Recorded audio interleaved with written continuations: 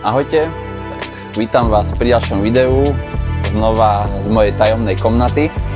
Dneska si ukážeme pár zaujímavostí, ktoré mám v zbierke, alebo zaujímavosti. V tej dobe bežná vec, dneska málo ľudí pozná. Začnem možno takou drobnou vecou.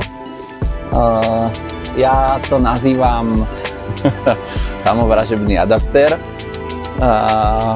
Povedzme, keď v 20. 30. rokoch ešte nebolo bežne všade zásuvka na stene alebo teda niekde, tak sa dal kúpiť alebo teda bol dostupný takýto adaptér, ktorý má teda E27 závit a má to dve dierky, do ktorých sa teda pichne vidlica z prístroja, aby mohol teda byť napájaný. Čiže toto je taká prvá zvláštnosť. Dnes by to neprešlo žiadnou normou, samozrejme. Toto máme jedno, potom máme tutok trafo. Má asi 10 alebo 11 kg. Mení teda z 220 na 120, striedavý prúd.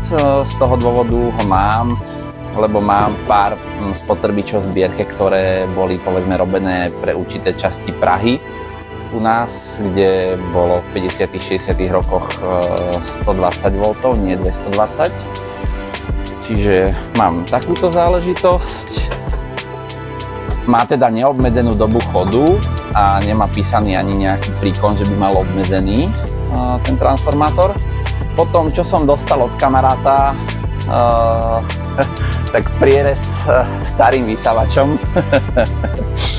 Čiže to je takáto vec. Je tu teda už výkonnejší motor, ako býval v týchto plecháčoch, ale teda väčšinou tieto modely boli označované s jednotkou, čiže to bolo povedzme 1418, 1419 a podobne.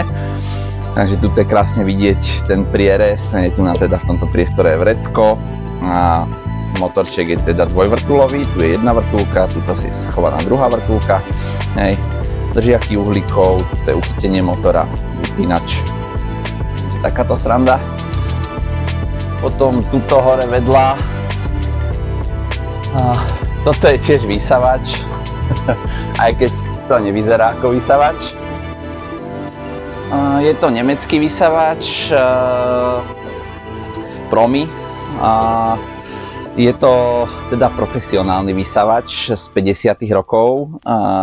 Tento konkrétne bol vyrábaný pre telekomunikácie a čistili sa s ním vlastne tie telekomunikačné prístroje v tých halách, kde boli teda umiestnené.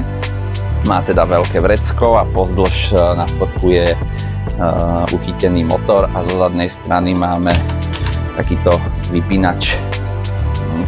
Takže vidíme, že teda má rôzne kontroly tým, že bol po fabrike.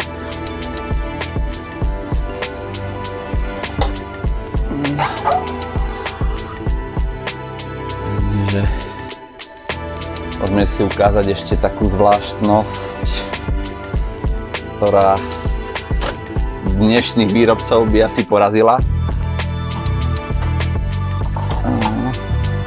Je to prístroj 3 v 1, vyrábal to teda ETA alebo Elektropraga Hlinsko, aby sme boli dobovo presní. A preto je to 3 v 1, lebo je to... sekundičku, než to vydolujem. Preto je to 3 v 1, lebo je to kávomlínček. Čiže tu sa nasype káva, tuto sa šteluje hrúbka mletia a tu páda pomletá káva. Keď sa demontuje tá kávová násypka, vyberie sa mlecí kameň, vloží sa tam taká spojka a buď sa tam založí tento šlahač, ktorý je poháňaný vlastne skrz ten motorček cez bolden. Tu sa dávajú teda tie dve metlička, tu je spúšť.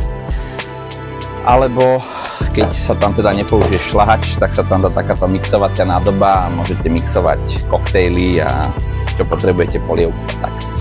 Takže toto je pár takých zaujímavostí, ktoré sa u mňa nachádzajú. Ahojte pri ďalšom videu.